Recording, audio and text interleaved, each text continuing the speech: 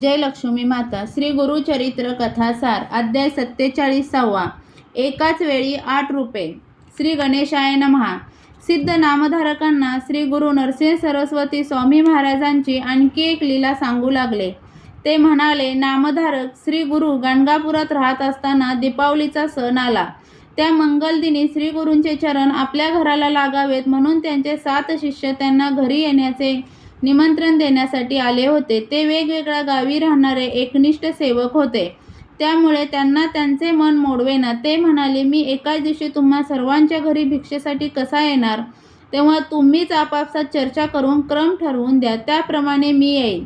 तेव्हा ते शिष्य आपापसात चर्चा करू लागले. त्या प्रत्येकाला गुरुदेवांनी सर्वप्रथम आपल्या घरी यावे असे वाटत होते, त्यामुळे त्यांच्यात एकमत झालेच नाही. ते परस्परांशी भांडू लागले. तेव्हा श्री गुरूंनीच मध्यस्थी केली. म्हणाले, अहो, तुम्ही कशासाठी भांडत आहात? कारण मी तुमच्यापैकी कोणा एकाच्याच घरी येणार आहे. त्यावर ते शिष्य म्हणाले, स्वामी, तुम्ही आम्हा सर्वांचेच गुरु आहात, त्यामुळे हा गरीब, हा श्रीमंत, हा जवळचा, हा लांबचा असा पक्षपात करू नका. तुम्ही उपेक्षा केली तर आम्हाला प्राणत्यागच करावासा वाटेल.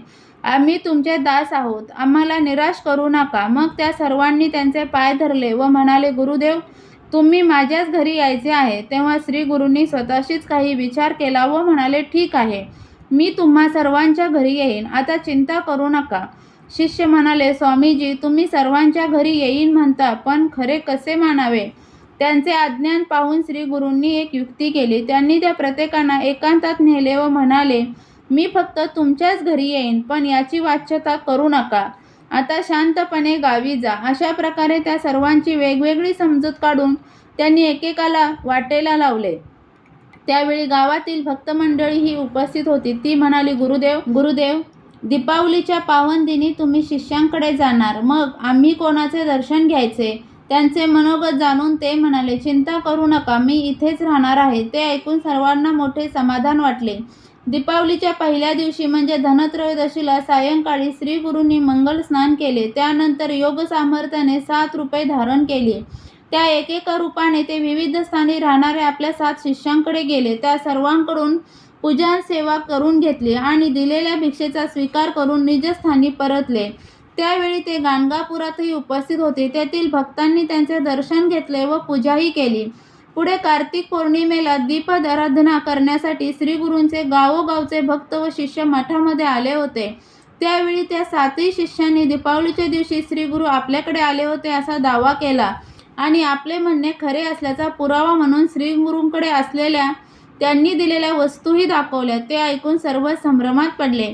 ग्रामस्थ म्हणाले, तुमचे म्हणणे खरे कसे मानावे? कारण श्री गुरु त्या दिवशी गाणगापुरातच होते.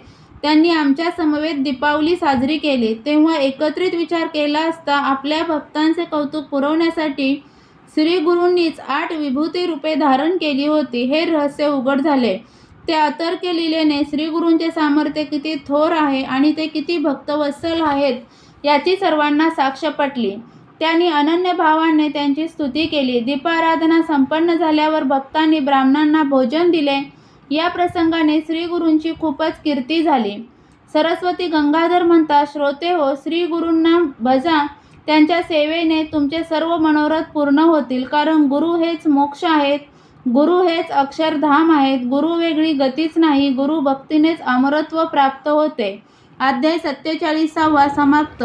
श्री गुरुचरित्र कथासार यातील 47वा अध्याय वाचनाने किंवा ऐकण्याने मिळणारी फलश्रुती म्हणजे गुरूंचा, संतांचा व साधुजनांचा आपल्याला सहवास लाभेल. श्री गुरुचरित्र कथासार यातील अध्याय तुम्हाला ऐकायला आवडत असेल तर चॅनलला सबस्क्राईब करा, व्हिडिओला लाईक आणि शेअर करा. व्हिडिओ पूर्ण ऐकल्याबद्दल धन्यवाद.